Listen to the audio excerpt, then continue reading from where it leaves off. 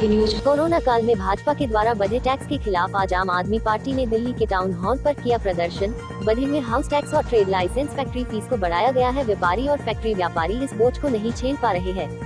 व्यापारियों के समर्थन में आम आदमी पार्टी ने प्रदर्शन के द्वारा भाजपा को घेरने की तैयारी की है और प्रदर्शन किया गया। दिल्ली की बड़ी मार्केटों में कोरोना काल में मंदी की मार झेल रहे व्यापारियों पर सरकार के द्वारा ट्रेड लाइसेंस पर 17 गुना बढ़ाई गई फीस और फैक्ट्री लाइसेंस पर 20 गुना बढ़ाई गई फीस से व्यापारियों की कमर टूट गई है और ऊपर से हाउस टैक्स में भी बढ़त की गई है, तो हर आम इंसान की बुरी हालत हो गई है। और इसी को लेकर अब आम आदमी पार्टी भाजपा को घेरने में लगी है और आज दिल्ली की लगभग सभी मार्केटों में आम आदमी पार्टी के निगम पार्षदों के द्वारा भाजपा के खिलाफ प्रदर्शन किया गया और दिल्ली की चांदनी चौक मार्केट में भी आप पार्टी के निगम पार्षदों ने भाजपा और भाजपा शासित एमसीडी को घेरने की कोशिश की और कहा कि व्यापारियों को आज भाजपा व्यापार नहीं करने दे रही है। जिस तरह से व्यापारियों के ऊपर महंगाई की मार पड़ रही है और ऊपर से सरकार टैक्स के नाम पर फीस बढ़ा रही है, उससे व्यापारी परेशान हो गया है और जब तक ये बढ़ी हुई फीस वापस नहीं हो गई, हम व्यापारियों की आवाज उठाते रहेंगे। पेश है दिल्ली से राजीव कुमार तिवारी की खास रिपोर्ट। हम कम हो रहे हैं। जो देश हमसे पेट्रोल लेते हैं, जैसे श्रीलंका हमसे लेता है, वहाँ वो हमसे लेकर 51 रुपये पेट्रोल लीटर बेच रहा है। श्रीलंका बेच रहा है, नेपाल बेच रहा है, मतलब 51 रुपये लीटर पेट्रोल बिक रहा है। हमसे जो देश हमारे से जो ले रहे हैं वो 51 रुपये पेट्रोल बेच रहे हैं, 51 रुपये लीटर, लेकिन हमारे देश में 100 रुपये है। तो ये तो समझ से बाहर होती जा रही है भाई। ये तो जनता के ऊपर एक बहुत बड़ा जुर्म है, कुठाराघात है, जिसका हम विरोध करते हैं।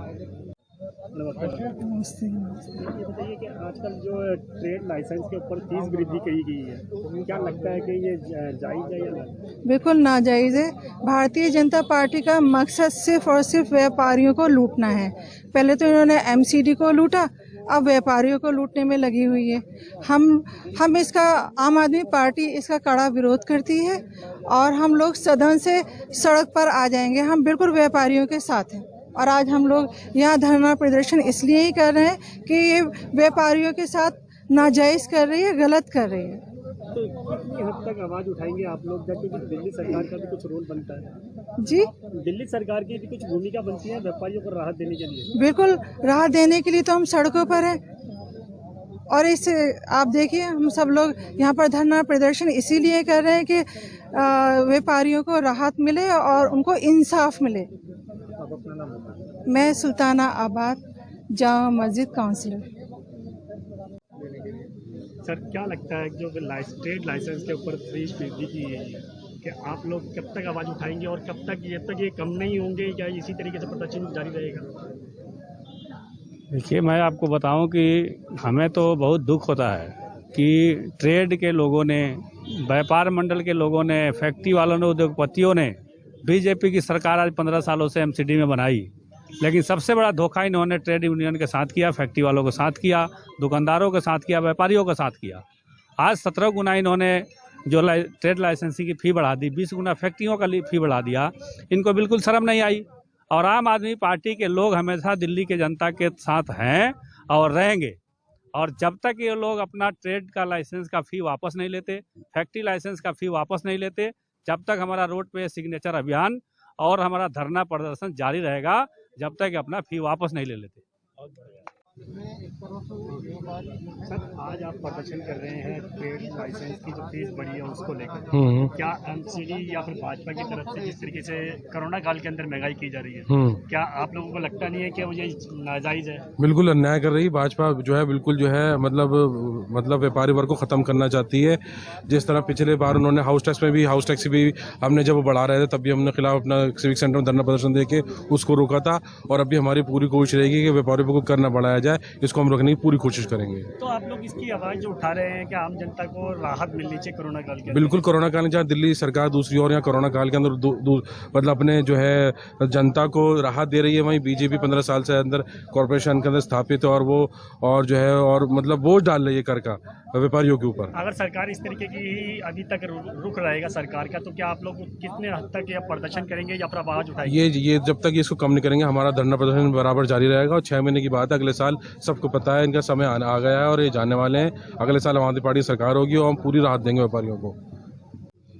राकेश जी, चांदनी चौक पे आप लोगों ने प्रदर्शन किया है जी। व्यापारियों के जी जी समर्थन में। जी। क्या लगता है कि जो भाजपा की तरफ से जो व्यापारियों के लिए टैक्स की जो प्रक्रिया बढ़ाई जा रही है कोरोना काल के अंदर, जी उससे कितनी बड़ी दिक्कतें आने वाली? देखिए, बहुत बड़ी दिक्कत है कि आज कोरोना का संक्रमण का दौर चल रहा है।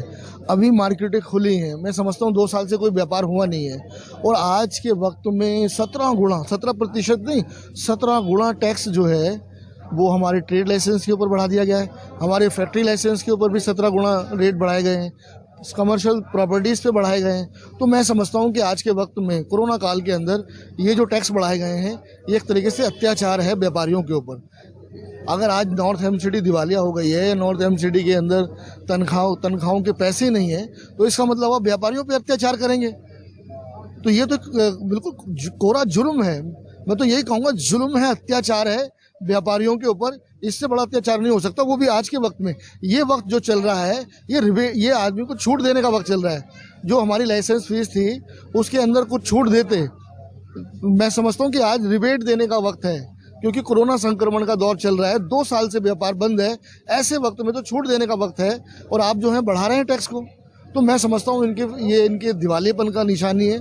और ये नॉर्थ एमसीडी में जो लोग बैठे हैं वो लोग नाकारा हैं, निकम्मे हैं। तो मैं तो यही कहूँगा कि इनको इस्तीफ़ा दे देना चाहिए। अगर वो नॉर्थ एमसीडी नहीं चला सकते, अगर वो तनख्वाहें नहीं दे पा रहे हैं, उनके पास रेवेन्यू नहीं इकट्ठा हो रहा है, तो इसका मतलब ये तरीका नहीं है। ये तो जुल्म है, अत्याचार है। हम इसका विरोध करते हैं। आज हम लोगों ने, हमारी पार्टी की ओर से, आम आदमी पार्टी की ओर से ये प्रोटेस्ट रखा गया। व्यापारी भाइयों से अपील, ये पर्चा हम लोग जगह जगह हमने व्यापारियों को बांटा है, और एक छोटा सा प्रोटेस्ट हम लोगों ने किया है। आने वाले समय में इसको हम दिल्ली के हर व्यापारिक केंद्र पे लेके जाएंगे जहाँ बाजार हैं। देखिए आज की तारीख में चौतरफा मार पड़ रही है महंगाई की। पेट्रोल के दाम भी बढ़ रहे हैं, और पेट्रोल के दाम जब बढ़ते हैं तो हर वस्तु के दाम बढ़ जाते हैं। चाहे हमारे खाने पीने की वस्तुएं हैं, चाहे हमारा कोई भी आइटम आप ले लीजिए, जब पेट्रोल के दाम बढ़ेंगे तो उसकी ट्रांसपोर्टेशन का रेट बढ़ेगा। आने जाने का जो भाड़ा है जब बढ़ता है तो रेट बढ़ते हैं। तो मैं तो यही कहूँगा कि दिल्ली के लोगों पर एक चौतरफा जो है महंगाई की मार पड़ रही है। एक तरफ पेट्रोल के रेट, हमारे जो गैस है, हमारी जो घरेलू गैस है, वो उसके रेट आसमान छू रहे हैं, और तमाम हर चीज़ के रेट बढ़े हुए हैं। चाहे वो सरसों का तेल है, चाहे हमारे खाने पीने की वस्तुएं हैं। तो ये हमारी समझ से बाहर है कि आज के वक्त में ऐसा क्यों हो रहा है, महंगाई क्यों बढ़ रही है, जबकि कंट्रोल में होना चाहिए।